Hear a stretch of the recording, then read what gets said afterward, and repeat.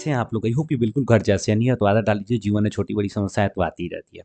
आज के इस वीडियो में भाई साहब हम लोग आपदा प्रबंधन को देखने वाले हैं। देखिए एग्ज़ाम में 6 मार्क्स का ये इससे क्वेश्चन्स आता है, ठीक है ना? बहुत इंपॉर्टेंट चीज़ है, बस आपको याद कर लेना है। देखिए ऑब्जेक्टिव क्वेश्चन्स जो है, इस वीडियो में 40 ऑब्जेक्टिव क्वेश्चन्स देंगे। अगर आप इसको क्लियर कर लेते हैं, तो इसके बाहर कोई नहीं आने वाला ऑब्जेक्टिव, ठीक है ना? बस इसी में से आएगा, ठीक है ना? आपका काम है इसको क्लियर करना है, इससे बाहर नहीं आएगा 110% है, ठीक है ना? बस देखिए, अब इससे रिलेटेड जो कुछ कॉन्सेप्ट बताएँगे उसको थोड़ा-सा ध्यान रखना है, नोट कर लेना है चीज़ों को, ठीक है ना? अब उसको याद कर लेना है, ठीक है? अब देखिए, जो कि जितना भी वीडियो डाले हुए हैं हिस्ट्री, पॉलिटिकल साइंस, भूगोल, उसके बाद सिविक्स, सभी क्वेश्चन्स को आप लोग याद कर लीजिए, उसके बाद ऑब्जेक्टिव उससे ज़्यादा कुछ मत पढ़िए। आपको हम पहले भी डेमो दे चुके थे कि आपका जब यहाँ पर सेंटर पे एग्ज़ाम हुआ था, तो जो पढ़ाए थे वहीं आया हुआ था, ठीक है ना? तो बस आपको आराम से, धैर्य से, विश्वासपूर्वक क्या कीजिए, चीज़ों को याद कीजिए और बस आपका बेड़ा पार लग जाएगा। तो चलिए बिना किसी समय गँवाए हम लोग आकस्मिक प्रबंधन यानी आपदा प्रबंधन, आपदा से रिलेटेड बहुत सारे क्वेश्चंस का हम लोग पोस्टमार्टम करते हैं और मिल के मचाते हैं बवाल। सबसे पहली बात क्या होता है कि आपदा क्या होता है? देखिए आपदा क्या होता है? आपदा कहने का मतलब कि एक प्रकार का ऐसा सिचुएशन जिसके आने के बाद मानव जीवन जो होता है अस्त-व्यस्त हो जाता है। जिससे बहुत सारे जान-माल की क्षति होती है, बहुत सारे संसाधनों की बर्बादी होती है, लोगों का मृत्यु बड़े स्तर पर हो जाता है, ठीक है ना? उसे हम लोग बेसिकली आपदा कहते हैं।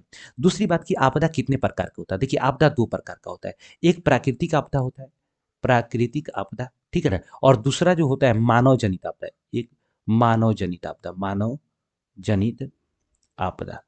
मानव जनित आपदा। प्राकृतिक आपदा जो प्रकृति के द्वारा क्या होता है उत्पन्न किया जाता है मतलब कि जिसके उत्पन्न होने में मनुष्य का कोई हाथ नहीं है जैसे भूकंप मनुष्य थोड़े करता है बाढ़ सूखा ज्वालामुखी फटना तो ये सब क्या है प्राकृतिक आपदा है लेकिन मानव जनित आपदा जो मानव की गलतियों से क्रिएट होता है उसके निर्माण में अर्थात उसके उत्पन्न होने में मानव का हाथ होता है जैसे आतंकवाद हो गया किसी को मर्डर कर देना हो गया बात समझे कि नहीं बमबारी करना, बम पटक देना कहीं पे, ठीक है ना? तो ये सब क्या है? मानव जनित आपदा है। आई थिंक कि यहाँ तक तो कोई क्लियर यहाँ पर कोई भी दिक्कत नहीं हुआ। अब हम लोग देखते हैं आपदा प्रबंधन। तो कहेगा क्या? आपदा प्रबंधन के भी 2 ग्रुप होंगे, ठीक है ना? एक जो होगा सामान्य आपदा आपदा, ठीक है ना? या फिर खाली पूछ देगा आपदा प्रबंधन के कितने घटक हैं? घटक। बात समझिए? फैक्टर है। तो याद कीजिएगा सामान्य आपदा खाली आपदा पूछ देगा तो उसका 3 घटक। बात समझे कि नहीं? एक आपदा से पूर्व प्रबंधन प्रबंधन का मतलब होता है व्यवस्था पानी करना उसके लिए जैसे मान लीजिए सूखा है तो सूखा में किस तरह का दिक्कत होगा उस सभी चीज़ को व्यवस्था करके रखना दूसरा नंबर होता है आपदा के समय यानी आपदा के आपदा के दौरान प्रबंधन प्रबंधन ठीक है ना तीसरा क्या होता है आपदा आपदा के बाद प्रबंधन प्रबंधन देखिए कहने का मतलब ये है कि मान लीजिए आपके गांव में किसी से झगड़ा हो जाता है तो क्या करते हैं हम झगड़ा करते हैं मतलब कि हम देख रहे हैं कि बिहान झगड़ा होने वाला है तो एक दिन पहले ही से क्या करते हैं लाठी भाला फारसा उरसा बंदूक उंदूक सब रख लेता है सब कौन कौन गाँव में तो बंदूक रख लेता है सब तो एक तो ये हो जाएगा कि पहले व्यवस्था की और दूसरा आपदा के दौरान प्रबंधन ठीक है ना अब आपदा के दौरान प्रबंधन का जितना लेडीज लोग होता है तो हम क्या कहते हैं कि पूरा गेटवे पर लिया कर रख ले रही है और जब मार उखड़ेगा क्या करो अंदर से पूरा लाठी फार सब भीगते चलना एकदम हम फरिया लेंगे ठीक है ना और आपदा के बाद प्रबंधन तो आपदा के बाद प्रबंधन का मतलब क्या हो गया कि मान लीजिए झगड़ा हो गया लड़ाई उड़ाई हो गया माथा उथा फटा उठा है तो उसका दवा दारू का व्यवस्था डॉक्टर वॉक्टर का व्यवस्था करके रखेंगे पहले ही से नहीं तो माथा उथा कस के फाट के मर जाएंगे इंगे रास्ता में तो कहने का मतलब क्या है कि वही आपदा के प्रबंधन से इसका मतलब हो गया कि आपदा आने से पहले हम व्यवस्था कर लेंगे आपदा के दौरान क्या क्या करना है उसको भी सोच के रखेंगे पहले से और आपदा के बाद क्या होगा किस तरह की समस्या उत्पन्न होगा उससे लड़ने के लिए मान लीजिए झगड़ा हो गया माथा उथा फोड़ गोड़ टूट गया तो उसका व्यवस्था रखेंगे ना कुछ पैसा वैसा रखेंगे बस समझे कि नहीं उसके बाद डॉक्टर की व्यवस्था करके रखेंगे तो हम बच सकते हैं ठीक है ना तो ये हो गया सामान्य आपदा हम पहले से जानकारी है कि मान लीजिए आपदा आने वाला है तो हम इस तरह की व्यवस्था करके रखें लेकिन मान लीजिए अचानक आपदा आ जाए जिसको आकस्मिक आपदा कहते हैं आकस्मिक आपदा आ आकस्मिक आकस्मिक आपदा मान लीजिए आकस्मिक आपदा आ जाता है तो आकस्मिक आपदा में क्या क्या कीजिएगा तो आकस्मिक आपदा के भी 3 मतलब आपदा प्रबंधन प्रबंधन प्रबंधन के 3 घटक है 3 घटक है आकस्मिक आपदा प्रबंधन के कितने घटक है भाई साहब 3 घटक है एक तो पहले स्थानीय स्थानीय प्रशासन प्रशासन स्थानीय प्रशासन के मेरा मतलब ये है कि गांव के अगल बगल की पुलिस व्यवस्था होगा मुखिया जी हो गए ठीक है ना ये सारे लोगों से हेल्प लेने की जरूरत है दूसरा स्वयंसेवी संगठन स्वयं सेवी संगठन स्वयंसेवी संगठन का मतलब होता है गाँव में काम करने वाले बहुत सारे समाज सेवा संगठन होगा, ठीक है ना? उससे हेल्प ले सकते हैं। तीसरा जो होगा गाँव एवं मोहल्ला के लोग, गाँव गाँव एवं मोहल्ला मोहल्ला के लोग, तो गाँव एवं मोहल्ला के लोग हो जाएँगे, बात समझे कि नहीं? तो ये जो होगा हम लोग देखिए आपदा के प्रकार और आपदा के प्रबंधन, बात समझे कि ना? आपदा के प्रबंधन के प्रमुख घटक, तो जो सामान्य आपदा है जिसके बारे में पता है बाढ़ आने वाला है, 2-4 दिन में बाढ़ आ जाएगा, बहुत बारिश हो रहा है, ठीक है ना? तो हम उसके समय में क्या करेंगे, पूरा का पूरा व्यवस्था करके रखेंगे। लेकिन मान लीजिए अचानक भूकंप आ जाए, बात समझ रही हैं? तो उस समय क्या-क्या तैयारी करना है, तो लोगों के साथ मिल कर के सारी चीज़ों को आपको क्या करना है, तैयारी करना है, लोगों का हेल्प करना है, एक-दूसरे को बचाना है, ये बता रहा है। तो अब हम इससे रिलेटेड जो क्वेश्चन है भाई साहब ना, उसका बवाल मचाएँगे, पोस्टमार्टम करेंगे, तो चलिए बिना किसी समय गँवाए मिलकर मचाते हैं बवाल विद बहुत सारा सवाल। पहला क्वेश्चन क्या करेंगे, सुदूर संवेदी उपग्रह, रिमोट सेंसिंग उपग्रह का उपयोग क्यों होता है? तो देखिए इस संसाधन को खोजने में होता है, संसाधन की खोजने के लिए इसका उपयोग किया जाता है। अगला क्वेश्चन क्या कर रहा है, मानव जनित आपदा क्या है? मानव जनित आपदा मतलब मानव की गलतियों से उत्पन्न होने वाला आपदा है। तो बाढ़ नहीं, बाढ़ प्राकृतिक हो जाएगा। आतंकवाद, क्या हो जाएगा? आतंकवाद क्या है? मानव जनित आपदा है। ये देखिए बहुत इंपॉर्टेंट क्वेश्चन है, वीवीआई क्वेश्चन्स है। ये जितना क्वेश्चन्स लिखे हैं ना एकदम बवाल क्वेश्चन, जहर क्वेश्चन है भाई साहब। बिल्कुल अब आपको काम है आपका याद करना, नोट्स बनाना, बात समझे कि नहीं? इतना कर लीजिएगा आपका बेड़ा पार लग जाएगा। अगला क्वेश्चन क्या करें कि आपदा प्रबंधन का प्रमुख घटक क्या है? तो आपदा प्रबंधन के प्रमुख घटक बताए थे, इनमें सामान्य मैंने आपदा खाली लिखा हुआ है, ते में आकस्मिक नहीं लगाया, तो इसमें क्या हो जाएगा आपका स्थानीय प्रशासन, स्वयंसेवी संगठन, गाँव एवं मोहल्ले के लोग, तो इनमें से क्या हो जाएगा? इनमें से सभी हो जाएगा, ठीक है ना? और वह आकस्मिक कहता तब वहाँ पर अलग हो जाता है, बात समझे कि नहीं? जब आकस्मिक आपदा प्रबंधन के प्रमुख घटक, देखिए अब यहाँ पर देखिए ना, यहाँ आकस्मिक होना चाहिए, आकस्मिक आकस्मिक आपदा प्रबंधन के प्रमुख घटक, ठीक है ना? यहाँ पर आकस्मिक आपदा प्रबंधन के प्रमुख घटक हो गया, ठीक है ना? अब देखिए ऑप्शन के हिसाब से भी मार सकते हैं, किताब में तो इसी तरह दिया हुआ है कि आकस्मिक आपदा प्रबंधन के अलग हो जाएगा और आपदा प्रबंधन के घटक हो जाएगा, ठीक है ना? तो ये चीज़ थोड़ा सा आपको ध्यान रखना है। दूसरा क्या करेगा, मकान में आग लगने की स्थिति में क्या करना चाहिए? जब मकान में मान लीजिए आग लग जाएगा तो कैसे कीजिएगा? आजकल के समय में तो लोग वीडियो बनाता है पहले, ठीक है ना? और व्हाट्सएप पर डालेगा, ओकरा बाद कहेगा कि हाँ बाल्टी लिया घर से तब मुझाएगा, ठीक है ना? लेकिन ऐसा नहीं करना है आपको, ठीक है ना? पढ़े लिखे इंसान है तो पहले वीडियो मत बनाइए, पहले किसी को बचा लीजिए, ओकरा बाद वीडियो बनाते रहिएगा, ठीक है ना? तो आपदा मान लीजिए अगर ऐसा होता है कि आग लग जाता है आपके घर में, अरे आपके घर में नहीं मतलब मोहल्ला वाला में, ठीक है ना? तो इस समय में आपको क्या करना है कि आपको अग्निशामक यंत्र को बुलाना है। तो आप कथी के लिए चिल्ला के थोड़ी बुलाइएगा। फ़ोन नंबर आज के समय में तो बहुत फेमस हो गया है, तो फ़ोन नंबर पर फ़ोन नंबर 101 नंबर पर फ़ोन कीजिएगा।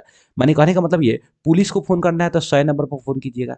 अगर मान लीजिए आग बुझाने वाला को फ़ोन करना है तो 101 नंबर पर फ़ोन कीजिएगा। लेकिन भाई साहब अगर एम्बुलेंस के लिए फ़ोन करना है, एम्बुलेंस के लिए फ़ोन करना है, तो एम्बुलेंस भाई साहब आपको याद रखना है 102 नंबर। ठीक है? तो किसी घर में आग लगेगा तो पहले आप वीडियो नहीं बनाना है, पहले 101 नंबर पर फ़ोन करना है, ठीक है ना? ओकरा बाद आएगा तले आप क्या कर सकते हैं, अपना से कोशिश करना है उस पर पानी डालने के लिए, या फिर मान लीजिए कि आस-पास में मिट्टी हो, मिट्टी डालने के लिए, या फिर आस-पास में बालू वगैरह है, उसको डालने के लिए। बालू बहुत महँगा हो गया, मिट्टी खोजने का प्रयास कीजिए, ठीक है ना? सस्ते में निपट जाएगा। अगला क्वेश्चन क्या कर रहा है कि इंफ्रारेड कैमरा का प्रयोग इनमें से किस आपदा में किया जाता है? देखिए, इंफ्रारेड कैमरा का उपयोग जो होता है ना, भूकंप के मलबे में दबे हुए लोगों को देखने में होता है, ठीक है ना? तो इंफ्रारेड कैमरा का उपयोग किस में होगा? भूकंप में होगा, ठीक है ना? जो मालवा में लोग दब जाते हैं तो देखने के लिए, ताकि इसमें से कौन आदमी दबा हुआ, कैसे दबा हुआ, ठीक है ना? वो ट्रांसपेरेंट करके दिखा देता है। दूसरा, सूखे के लिए क्या उत्तरदायी है? तो सूखा पड़ेगा तो उसके लिए क्या उत्तरदायी है? ज़ाहिर-सी बात है वर्षा की कमी हो जाएगी, ठीक है ना? अब देखिए बहुत इंपॉर्टेंट बात ये है कि सूखा कितने प्रकार का होता है? भाई मेरे, सूखा जो होता है 3 प्रकार का होता है। एक सामान्य सूखा, सामान्य सामान्य सूखा सामान्य सूखा। दूसरा जो होगा मौसमी सूखा, मौसमी सूखा, ठीक है ना? तीसरा जो होगा भाई साहब, तीसरा आपको याद रखना है कृषि सूखा, कृषि सूखा।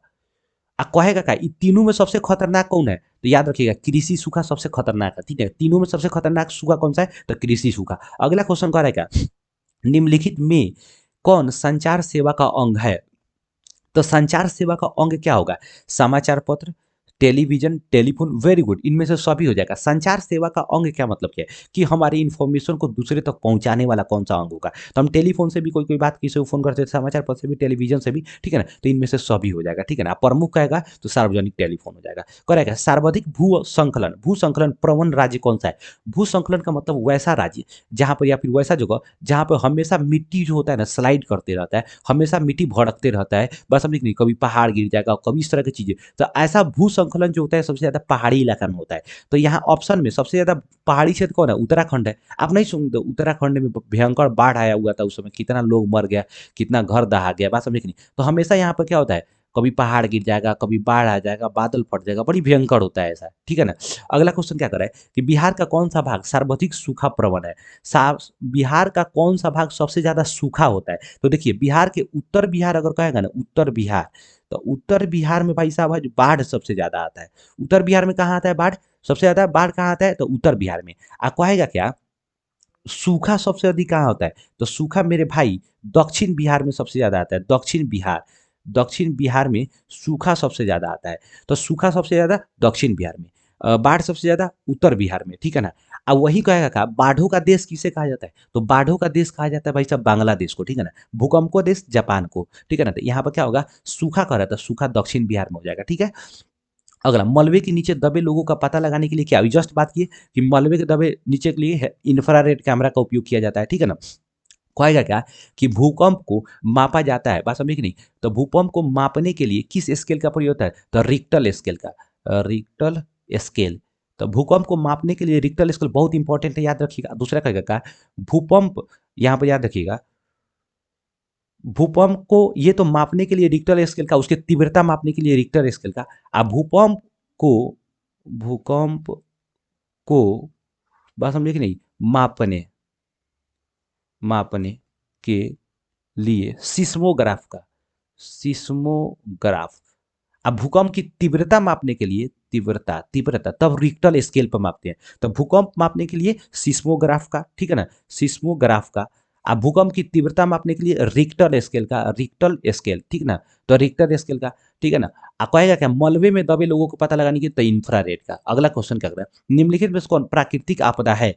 भाई साहब ये 11 नंबर क्वेश्चन अभी जस्ट हम लोग बात किए हैं, ठीक है ना? तो आप ही बताइए कि इनमें से जो है प्राकृतिक आपदा कौन है? 11 नंबर का आंसर बिल्कुल हम लोग कमेंट में छाप दीजिए, इंतजार करते हैं कितने लोग जो है इनका आंसर देते हैं। बिहार का शोक किस नदी को कहा जाता है? देखिए कहेगा बिहार का शोक, तो बिहार का शोक याद रखिएगा कोसी नदी को कहा जाता है, ठीक है ना? लेकिन कहेगा कि पश्चिम बंगाल का, पश्चिम बंगाल, बंगाल, पश्चिम बंगाल का शोक किसे कहा जाता है? तो दामोदर नदी, दामोदर, दामोदर या तीस्ता, तीस्ता, दामोदर या तीस्ता नदी को कहेगा। दोनों ऑप्शन में दे देगा तो दामोदर मारिएगा, ठीक है ना? तो बहुत इंपॉर्टेंट है, याद रखिएगा।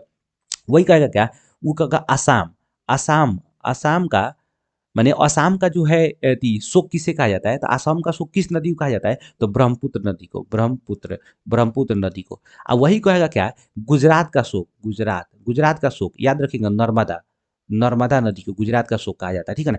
बहुत इंपॉर्टेंट है, याद रखना है, ठीक है ना? एग्जाम में पूछ देता है इसमें से, मुनि में फिर फंस जाइएगा, चल जाइएगा बुरा में। तो इतना चीज वह याद रखिएगा तो बवाल मचा सकते हैं एग्जाम में। अगला क्वेश्चन क्या करें, सुखाड़ जो है क्या है? तो सुखाड़ क्या है? आपदा है, सामान्य आपदा है, मानव जनित आपदा है। तो सुखाड़ क्या है? आपदा है, बात समझे कि नहीं? अगला क्वेश्चन करे क्या है, महासागर तल के कंपन का परिणाम है। तो महासागर के तल में अगर कंपन होता है, तल पर अगर कंपन होता है तो भाई साहब याद रखिएगा सुनामी आता है, ठीक है ना? बहुत इंपॉर्टेंट बात याद रखिएगा कि सुनामी कहाँ आता है? तो महासागर में आता है, बात समझे कि नहीं? समुद्र में आता है। एग्जाम याद, ऐसा ही क्वेश्चन पूछता है एग्जाम में, तो ध्यान में रखना है। महासागर कहाँ आता है? सुनामी में। कहेगा हिमस्खलन कहाँ आता है? तो पहाड़ों पर, पहाड़ों पर, बात समझे कि नहीं? कहेगा चक्रवात कहाँ आता है? बात समझे कि नहीं? तो ये भी वो जो जो चक्रवात भी होता है ना, वो भी समुद्र के किनारे वाला इलाका में आता है, समुद्री, समुद्री इलाका में आता है, ठीक है ना? सुनामी समुद्र के सतह पर या समुद्र में, चक्रवात भी मतलब उसी इलाका में आता है, और हिमस्खलन पहाड़ों पर होता है, बात समझे कि नहीं? दूसरा क्वेश्चन, पृथ्वी की सतह पर पहुंचने वाले भूकंप किस, भूकंप का जो तरंग होता है किस प्रकार का तरंग होता है? तो पृथ्वी के सतह पर पी, पृथ्वी, पी से पृथ्वी, पी से पी, बात समझ गई? तो कौन सा तरंग ऊपर आता है? तो पी तरंग आता है। अगला क्वेश्चन करेगा, निम्नलिखित में से कौन मानव जनित आपदा नहीं है? मानव जनित आपदा नहीं है। ये भाई मानव जनित आपदा कौन नहीं है? सुनामी मानव जनित आपदा नहीं है, ठीक है ना? बाकी सब का सब मानव जनित है, याद रखिएगा। मानव जनित आपदा कहेगा सांप्रदायिक दंगा निम्नलिखित में से कौन आपदा है? तो प्राकृतिक आपदा की मानव जनित की, दोनों, तो प्राकृतिक आपदा हो जाएगा।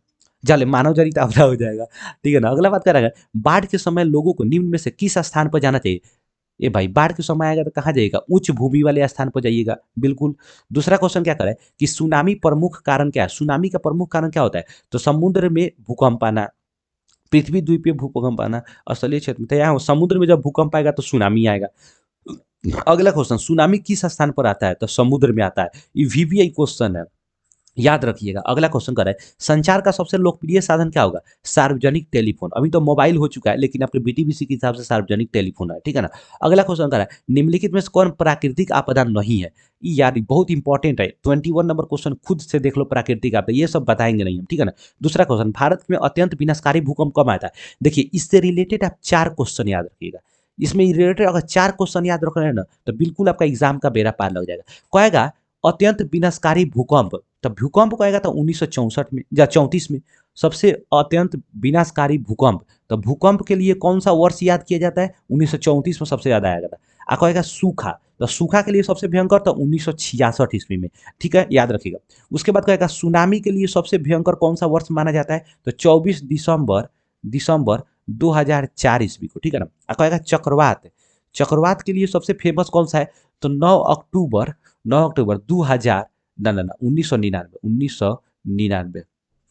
चक्रवात सबसे भयंकर कब आया था? तो अक्टूबर 1999 में, ठीक है ना। सुनामी दिसंबर 2004 में, ठीक है ना। आ सूखा सबसे भयंकर कब आया था? तो 1966 में। आ भूकंपुआ कब आया था? तो 1934 में। बिल्कुल बवाल तरीका से आया हुआ था, ठीक है ना। तो कहेगा क्या, नेपाल में सबसे भयंकर भूकंप 2008 में आया हुआ था, ठीक है ना, याद रखना है।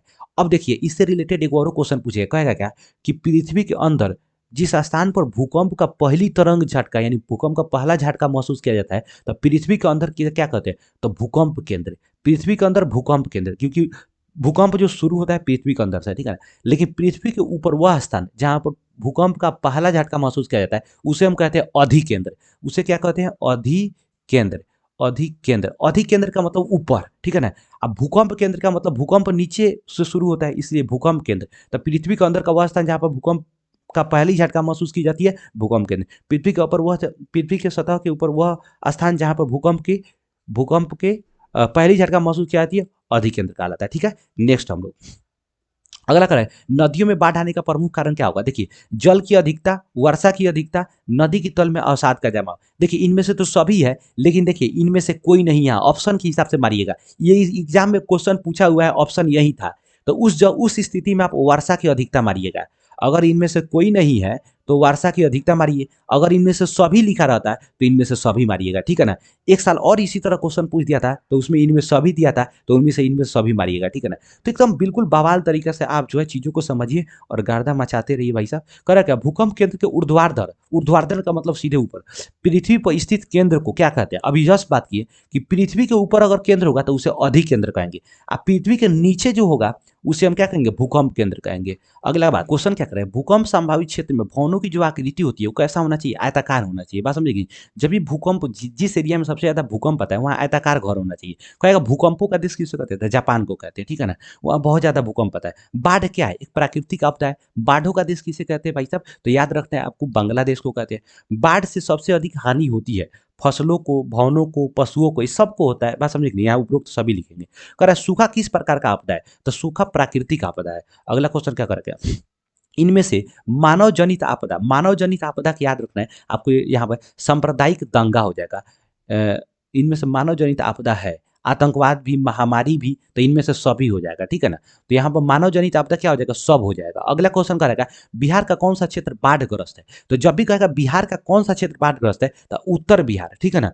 आप कहीं कहीं पर क्या होगा, बीटीबीसी में आप उत्तर बिहार दिया है, लेकिन वास्तविक से उत्तर और पूर्वी बिहार है, ठीक है ना। लेकिन यहाँ याद रखिएगा आप उत्तर बिहार, और कहेगा सूखाग्रस्त तो दक्षिण बिहार, ठीक है। अगला क्वेश्चन, 26 दिसंबर 2004 को, 24 दिसंबर हम कर रहे थे, 26 दिसंबर, पिछुआ आप सुधार लीजिएगा। 26 दिसंबर 2004 को विश्व के किस हिस्से में भयंकर सुनामी आया था? तो याद रखिएगा बंगाल के खाड़ी में। बात समझ नहीं? या उसी को कहेगा हिंद महासागर, अगर दे देगा महासागर, तो हिंद महासागर मारिएगा। तो इसमें हिंद महासागर कहीं नहीं है, बंगाल की खाड़ी है, तो बंगाल की खाड़ी मारिएगा, ठीक है।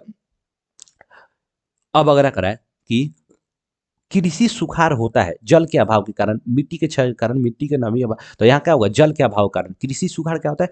जल के अभाव के कारण। अगला क्वेश्चन क्या करेंगे, मानव शरीर में आग लगने की स्थिति में जले हुए स्थान पर क्या प्राथमिक उपचार करना चाहिए?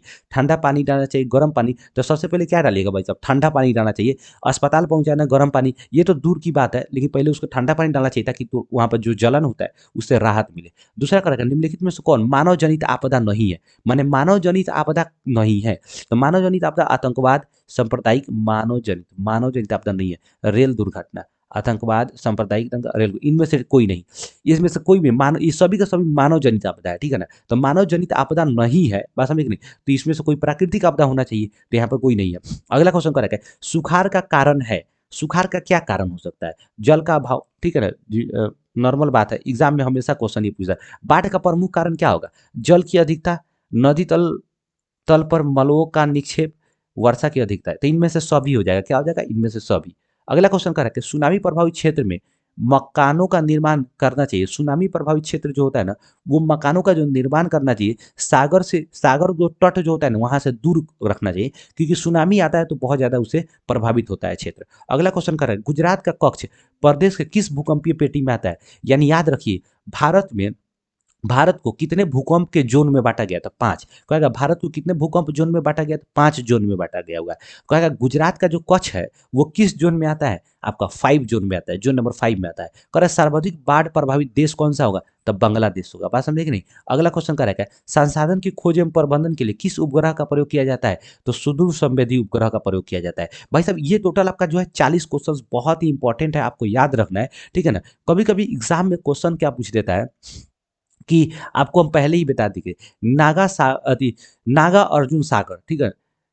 नागा अर्जुन, अर्जुन सागर, सागर परियोजना किस नदी पर है, ठीक है ना? तो यहाँ पर याद रखिएगा, ये जो है भाई साहब, कृष्णा नदी पर है, कृष्णा नदी पर है। तो भाई साहब, ये टोटल जो है आपका 40 क्वेश्चन जो है बहुत इंपॉर्टेंट था। आपने देखा, उसका पोस्टमार्टम किया, अब आपका काम है इसको याद करना। अगर भाई साहब वीडियो अच्छा लगा हो तो लाइक कीजिए, नहीं अच्छा लगा हो डिसलाइक कीजिए, दोस्तों के पास जरूर शेयर कीजिए भाई साहब, और चैनल को कंपलसरी सब्सक्राइब कीजिए। मिलते हैं नेक्स्ट वीडियो में, तब तक के लिए हम यहाँ तक जो है एसएसटी का टोटल क्लियर हो जा रहा है। अब हिंदी का जो है व्याकरण के साथ साथ उसका हिंदी का चैप्टर लाएंगे, ठीक है ना? और आपका मैथ का भी हम क्वेश्चन बनाएंगे, लेकिन मैथ का क्वेश्चन वीडियो वाला नहीं बनाएंगे, ठीक है ना? टाइप ही किया, वहाँ दिक्कत होता है, पता ही नहीं चलता है हम कब कैसे किस डिजिट को कहाँ पर बता रहे हैं, ये समझ नहीं आता है मैथ, ठीक है ना? तो उससे हम क्या करेंगे, आपको बोर्ड पर बना के बताएंगे मैथ, जो बहुत ही इंपॉर्टेंट और बहुत ही इंपॉर्टेंट ट्रिक के साथ, ताकि आप एग्जाम में ज़्यादा से ज़्यादा मार्क्स स्कोर कीजिए, और आपको भी पता चले कि कैसे हम, जो मेरा 98 नंबर का जो मार्क्स बना है, मतलब वहाँ पर मैथ्स बना के आए थे, और 96 नंबर मेरा मैथ में कैसे आया, ठीक है ना? इन सभी चीज़ों पर हम लोग चर्चा करेंगे, और आपको बताएंगे कि कैसे आप मैथ को बनाइए, कैसे अपना स्कोर जो है बेटर कीजिए, ठीक है ना? तो मिलते हैं नेक्स्ट वीडियो में, तब तक के लिए जय हिंद।